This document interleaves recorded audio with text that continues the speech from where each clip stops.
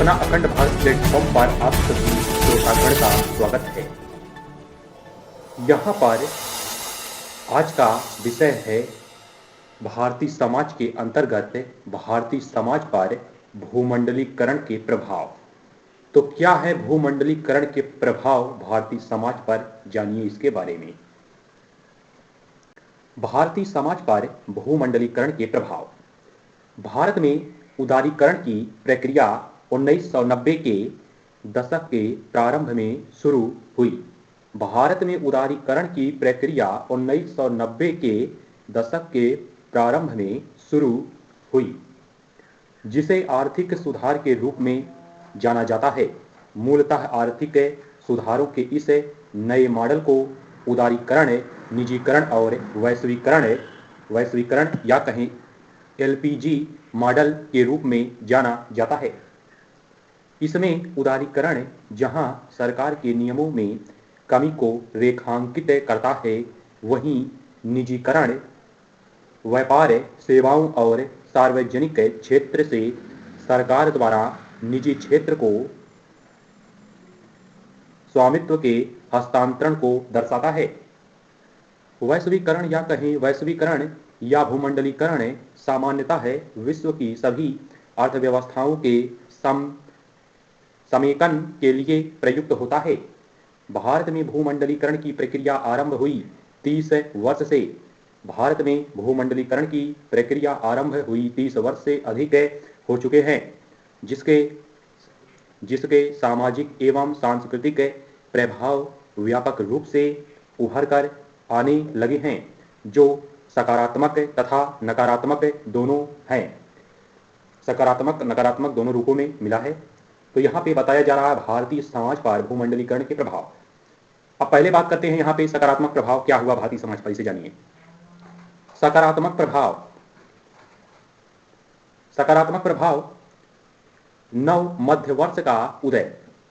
भारतीय समाज में नव मध्य वर्ष तो कह सकते हैं वर्ग। यहाँ पर भारतीय समाज में नव मध्य वर्ग का उदय। तो इसमें जो है शशि थरूर के लेख है के अनुसार आज भारत में सर्वाधिक मध्य वर्ग है। यह पूरे यूरोप की जनसंख्या से अधिक, पूरे अमेरिका की जनसंख्या से अधिक तथा चीन के पूरे मध्य वर्ग के दोगुने से भी अधिक है। तो हो गया नव मध्य वर्ग का उदय। इसके बाद फिर होता है आधुनिकीकरण की प्रक्रिया को तीव्र करना।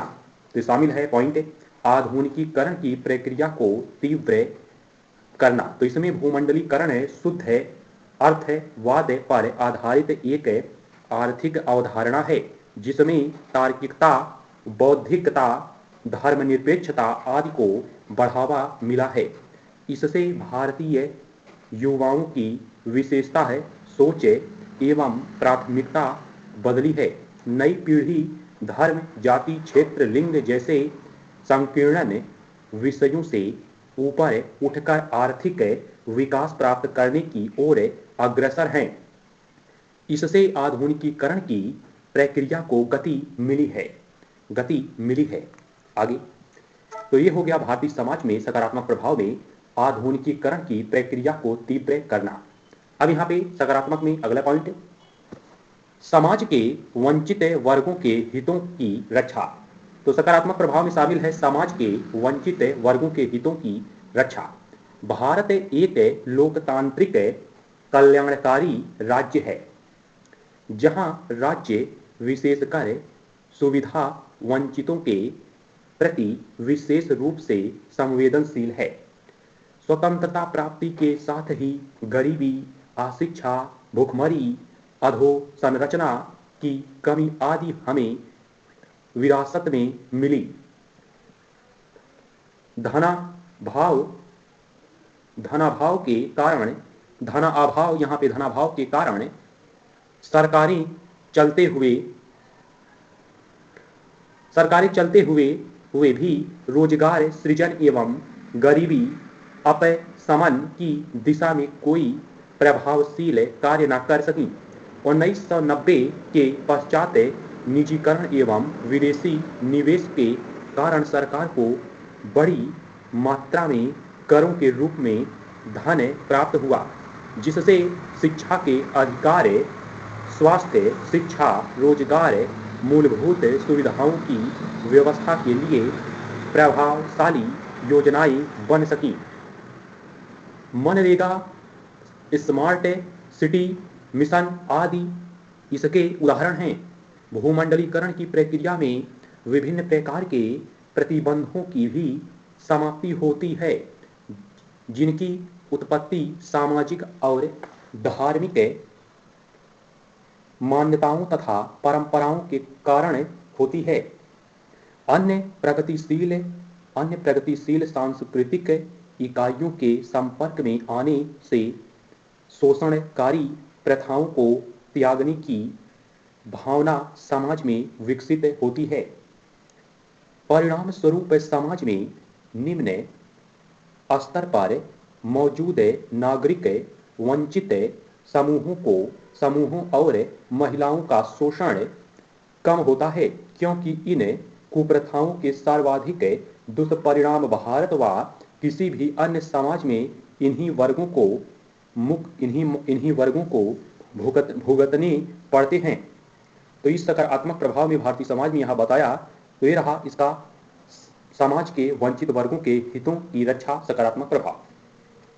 अब यहीं पे सकारात्मक प्रभाव में ही नए व्यवसाय आदि के उदय के कारण महिला सशक्तिकरण को मिल रहा बल, ये भी शामिल है इसमें। भूमंडलीकरण ने सेवा क्षेत्र को अत्यंत महत्वपूर्ण बना दिया है, जिसके कारण महिलाओं के लिए सेवा क्षेत्र में कई नए अवसर खुले हैं, जिससे उनका आर्थिक सशक्तिकरण हुआ है तथा इसके कारण वे सामाजिक, राजनीतिक एवं सांस्कृतिक जीवन में अधिक आत्मविश्वास के साथ सहभागी हैं। फैशन और बीपीओ और टेक्सटाइल और कॉस्मेटिक्स और स्वास्थ्य और मनोरंजन आदि के क्षेत्र में महिलाएं पुरुषों से बेहतर कार्य कर रही हैं, जिसमें वंदना लूथरा और शहनाज हुसैन और चंदा कोचर आदि उल्लेखनीय हैं। तो ये हो गया सकारात्मकता में नए व्यवसाय आदि के उदय के कारण महिला सशक्तिकरण को मिल रहा बल। अब यहीं पे भारतीय समाज की विजातीय संस्कृति से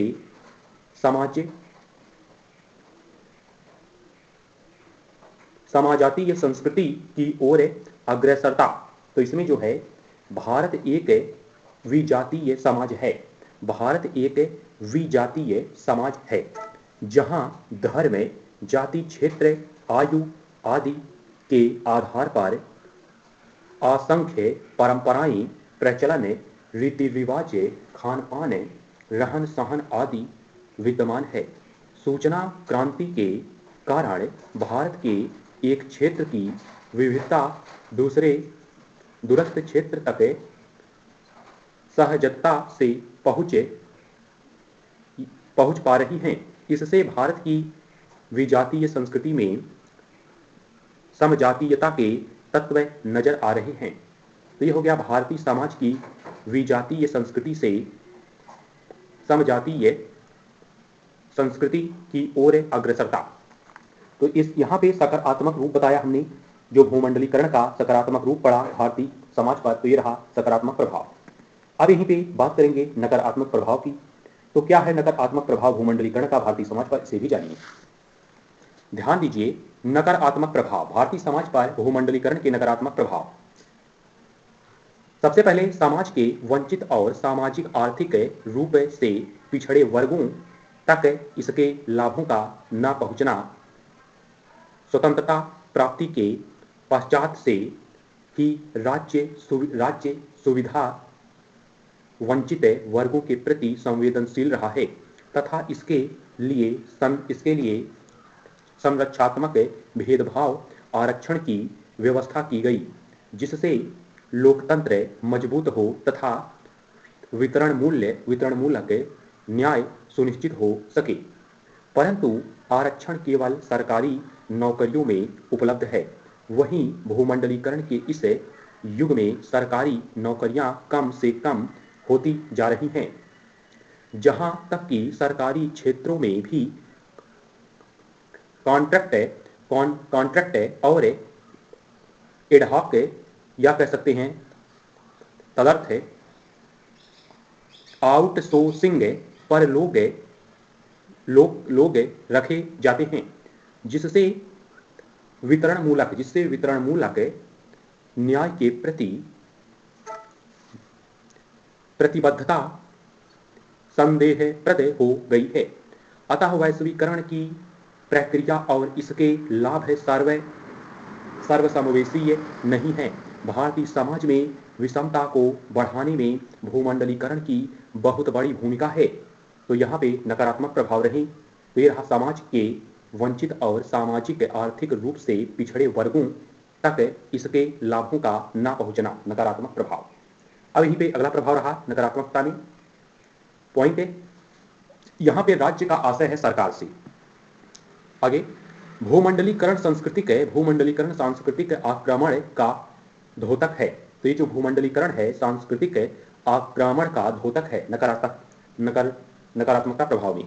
अब यहाँ पे कई राष्ट्रवादी तथा संरक्षणवादी मानते हैं कि भूमंडलीकरण भारत की सदियों पुरानी सांस्कृतिक विरासत को नष्ट कर एक वैश्विक संस्कृति जो पश्चिमी मूल्यों के समान है।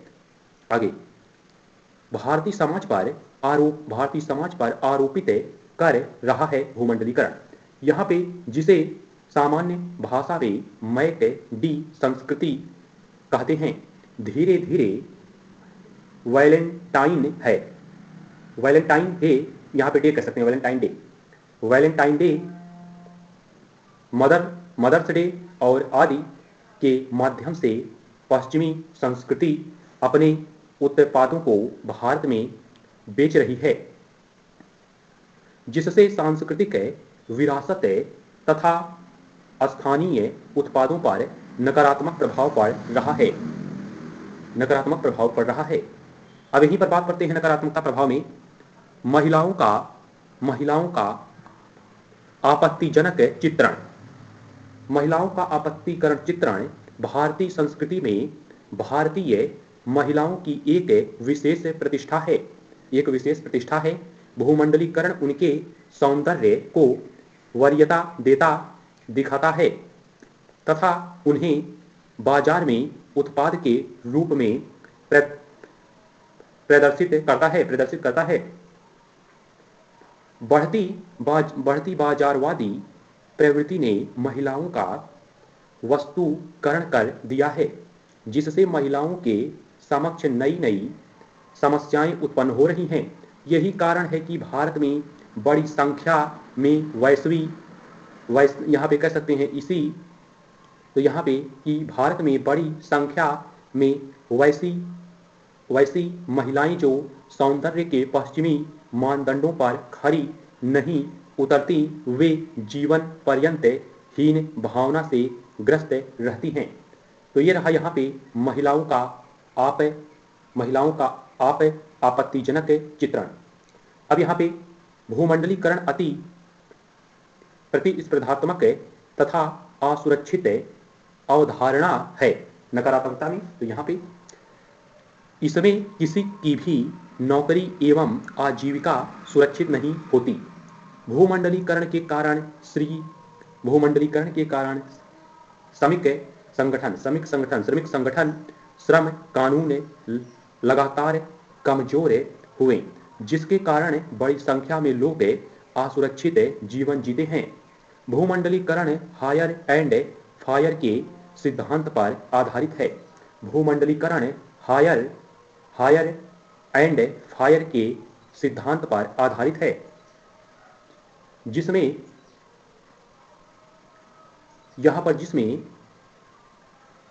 व्यक्ति की उपयोगिता समाप्त होते ही उसे उसे हाशिए पर डाल दिया जाता है। इसके कारण इसके कारण व्यक्ति हमेशा तनावग्रस्त रहता है तथा अपने जीवन को स्वतंत्र होकर नहीं जी पाता। आगे बताया गया है यहां पर, वास्तव में भूमंडलीकरण बाबा संस्कृति के विकसित होने को प्रोत्साहन देता है, जो व्यक्ति की असुरक्षा की भावना का लाभ उठाकर उन्हें अपने प्रभाव में ले रहे हैं तथा उन्हें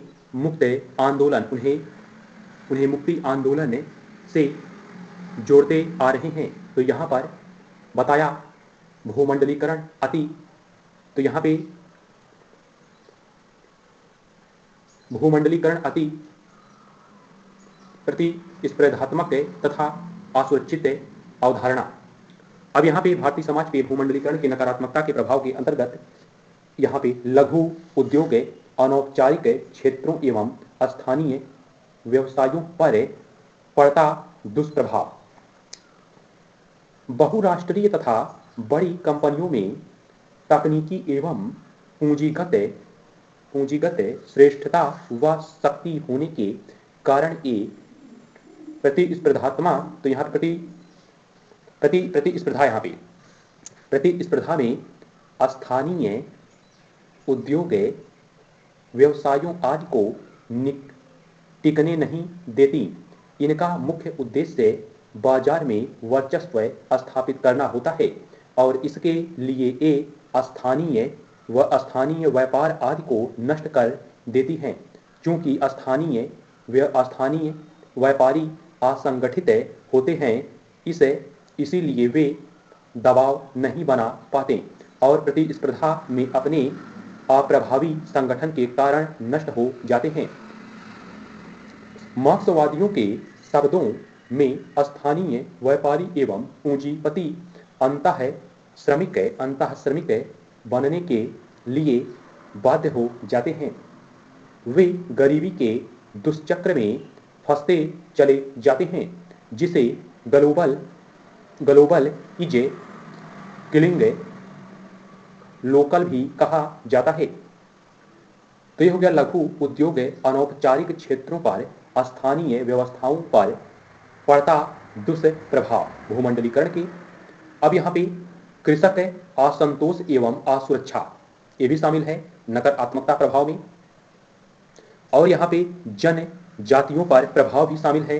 तो जनजातियों पर प्रभाव और कृषकों, पहले यहाँ बताते कृषक और असंतोष एवं असुरक्षित कैसे हैं इसके बारे में।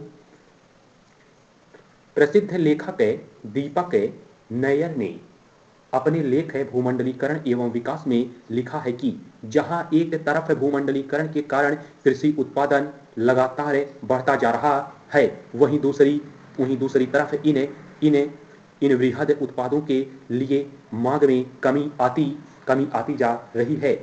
किसान के उत्पादों हेतु बाजार नहीं है और जो किसान ने पहले जो है बम्पर फसल को देखकर खुश होता था, अब चिंतित रहता है।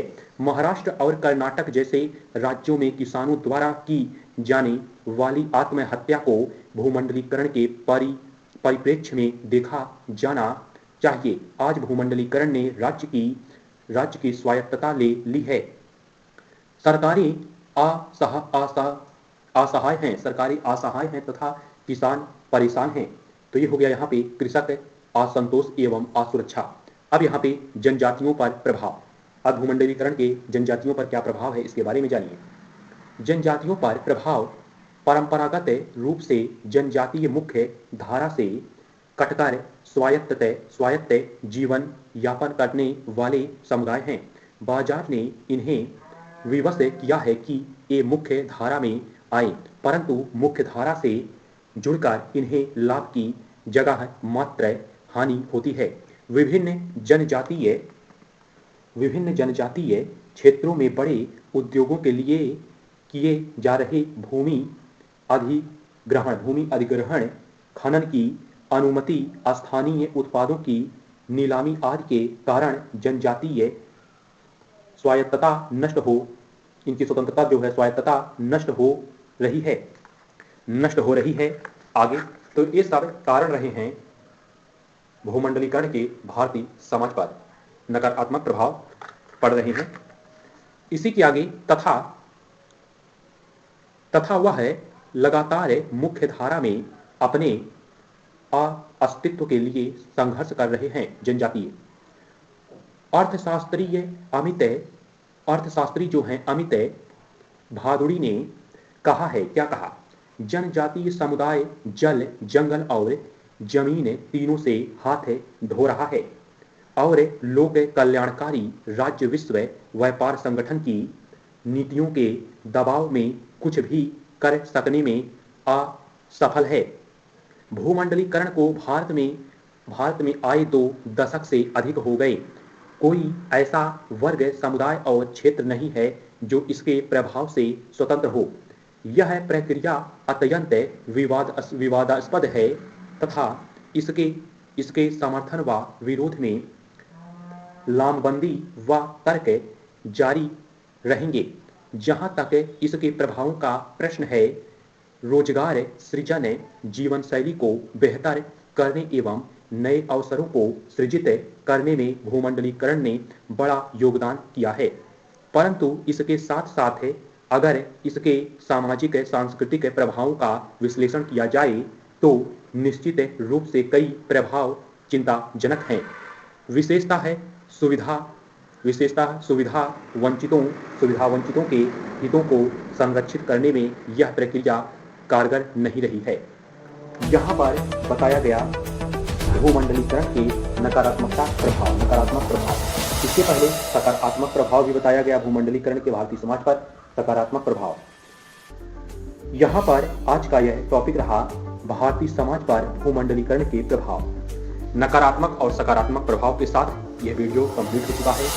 मिलते हैं अगले वीडियो में अगली जानकारी के साथ। जय हिंद, जय भारत, नमस्कार।